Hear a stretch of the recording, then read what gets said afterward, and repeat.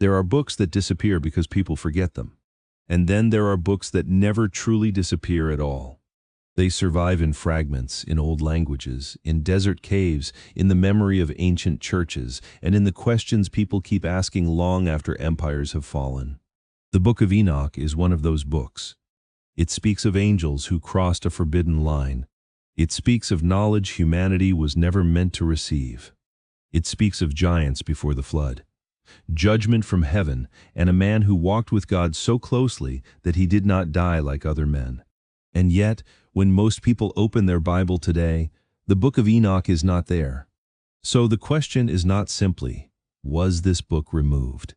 The deeper question is this: why did one of the most mysterious books of the ancient world survive for thousands of years, while standing just outside the Bible most people know?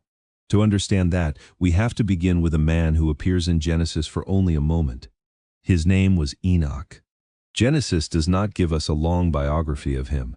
It does not tell us about battles he fought, kingdoms he built, or speeches he gave. His life is described in only a few lines. But those few lines are unlike anything around them. Again and again, Genesis tells us that the early generations lived, had children, grew old, and died. But when it comes to Enoch, the rhythm breaks. The text says that Enoch walked with God, and then he was no more, because God took him. That short sentence opened a door that ancient readers could not stop looking through. What did it mean that Enoch walked with God? Where did he go? What did he see? Did he enter heaven while still alive? Did God reveal secrets to him that ordinary human beings were never meant to know? The Bible leaves the mystery almost untouched, but the Book of Enoch steps directly into that silence. In this ancient text, Enoch is not just a name in a genealogy. He becomes a witness, a traveler between earth and heaven, a man shown visions of angels, stars, judgment, and the hidden structure of the universe. The world of Enoch is not quiet. It is vast, strange, and alive with unseen powers. The heavens have order. The earth has been corrupted. Angels are not distant decorations in the sky. Some are messengers, some are watchers, and some have crossed a line that should never have been crossed. This is where the story becomes darker. The most famous part of the Book of Enoch tells of beings called the Watchers. They are described as heavenly beings who look down upon the earth and desire what does not belong to them. They descend into the world of human beings, take human women, and bring forbidden knowledge into the human world. They teach humanity things that sound useful at first: how to shape metal, how to make weapons, how to study the stars, how to use signs, charms, and hidden arts. But in the story, this knowledge does not heal the world. It poisons it. What begins as revelation becomes corruption. The earth fills with violence. Human beings learn not only how to survive, but how to destroy. The boundary between heaven and earth is broken, and from that broken boundary comes one of the strangest words in the Bible: the Nephilim. In Genesis, the Nephilim appear in only a brief and mysterious passage before the flood. The text mentions the sons of God, the daughters of men, and mighty figures of old. But it does not pause to explain everything. It does not answer every question. For many readers, that short passage feels like a shadow passing across the page. The Book of Enoch takes that shadow and turns it into a storm. In Enoch, the Nephilim are connected to the Watchers. They are described as giants, violent and destructive, a sign that creation itself has been thrown out of balance. The flood, then, is not only about human wickedness. It becomes part of a much larger drama. A world before the flood, a rebellion from above, knowledge twisted into violence, a creation crying out under the weight of corruption. Whether one reads Enoch as scripture, ancient literature, or religious imagination, it is easy to see why this book fascinated people. It seemed to answer questions Genesis left open. It gave names to shadows. It turned a few mysterious verses into an entire cosmic story. But that is also part of the reason the Book of Enoch became difficult, because the more it explained, the more questions it created. How much authority should this book have? Was it revealing ancient truth? Was it preserving tradition? Was it expanding the biblical story in a way that went too far? And who had the right to decide? Before we answer that, we need to remember something important. The Bible, as most people know it today, did not fall from the sky as one finished volume with a leather cover and a table of contents. The writings that became the Bible were preserved, copied, translated, debated, read aloud, and passed down by communities over many centuries. Different Jewish and Christian communities did not always preserve exactly the same collection of books. Some writings became central. Some remained respected but outside the canon. Some were loved in one tradition and rejected in another. The Book of Enoch lived in that complicated space. It was ancient.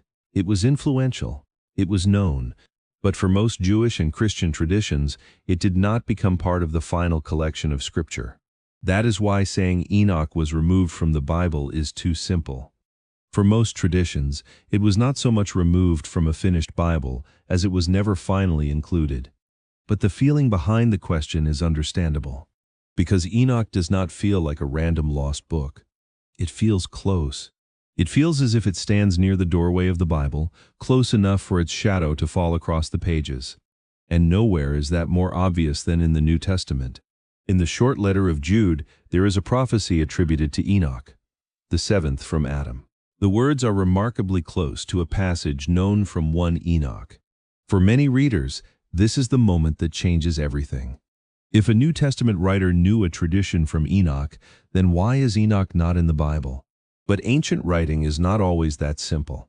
A biblical author could refer to a known tradition without declaring the entire book to be scripture. People quote writings for many reasons: to make a point, to speak to an audience, to draw from a familiar story, or to use language that readers already recognize. Still, the connection matters. It shows that Enochic traditions were not hidden in some forgotten corner of history. They were circulating in the religious world close to early Christianity. They were close enough to be heard, close enough to be remembered, close enough to be debated. And that closeness is part of the mystery. The Book of Enoch is not inside most Bibles, but it is not far away from them either. Another part of the mystery comes from the Dead Sea Scrolls.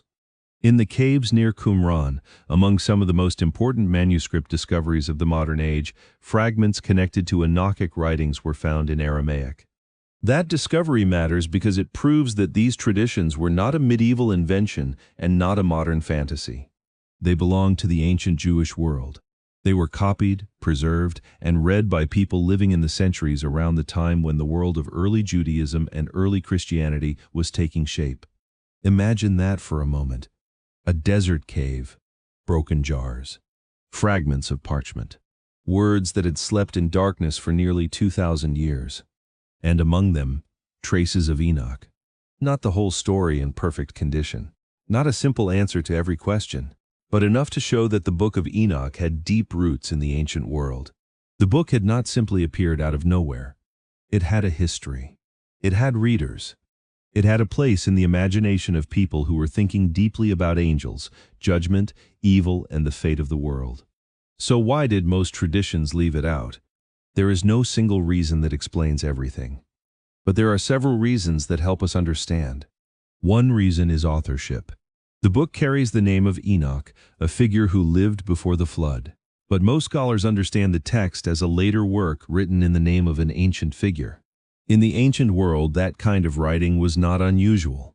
Many texts were written under the name of a revered person from the distant past. But when communities were deciding which writings should be treated as scripture, questions of authority mattered. Who wrote this? When was it written? Was it connected to the prophets?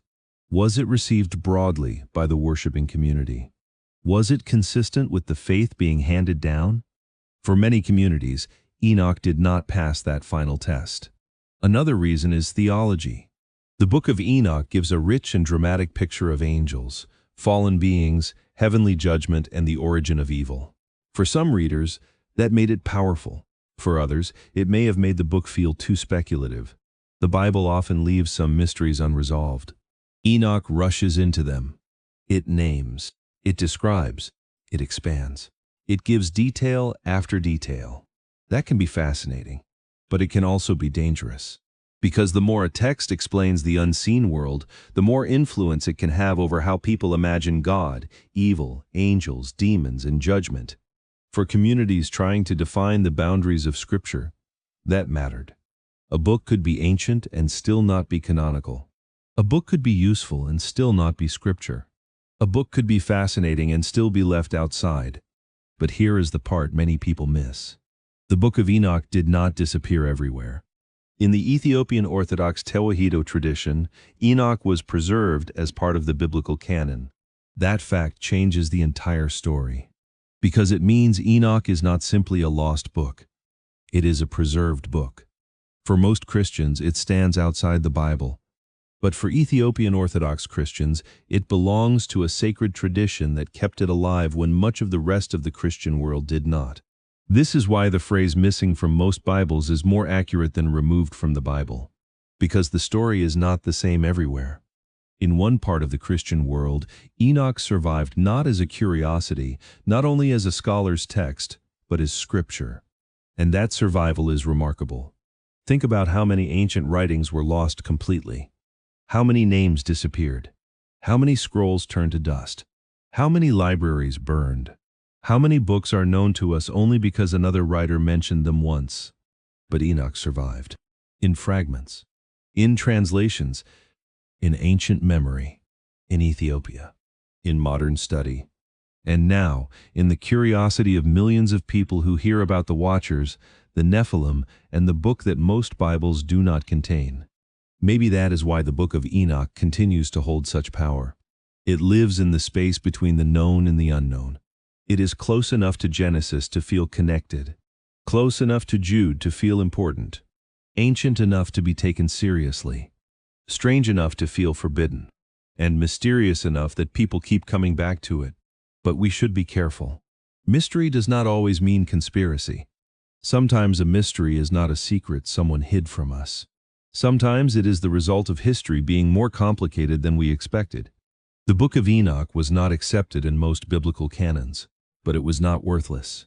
It was not included by most traditions, but it was not forgotten by all. It was not written in the same way people imagine a modern book being written, but it carried ideas that shaped the way many ancient people thought about the unseen world. And perhaps that is the real reason it fascinates us, because it gives us a glimpse into the questions ancient people were asking. Where did evil come from? Why did violence fill the earth before the flood? What happens when heavenly beings rebel? What knowledge should human beings never touch? And what does judgment mean when the corruption of the world is not only human, but cosmic? Those are not small questions. They are the kinds of questions that reach beyond history and into the human soul. Because every generation has wondered whether there are lines we were never meant to cross.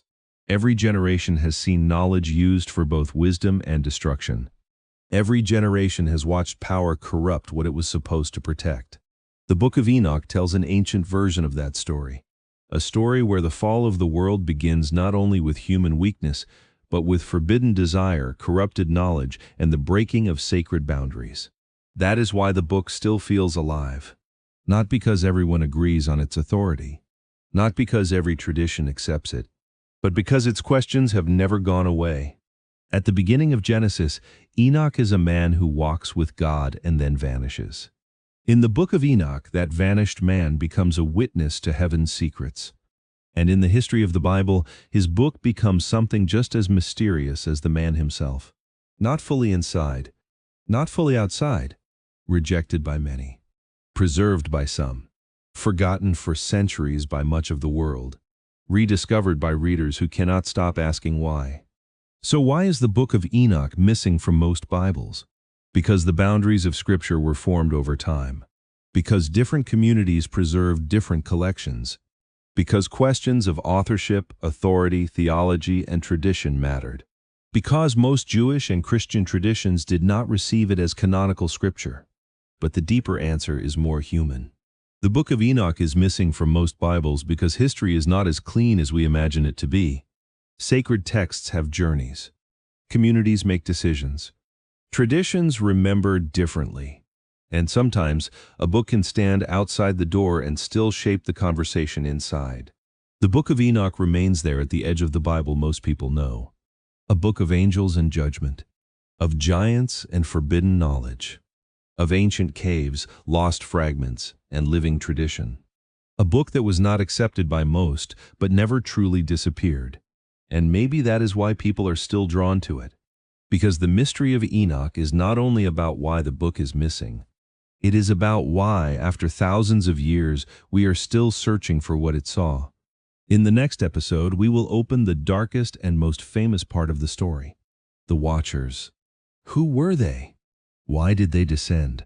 And what did the Book of Enoch say they gave to humanity before the flood?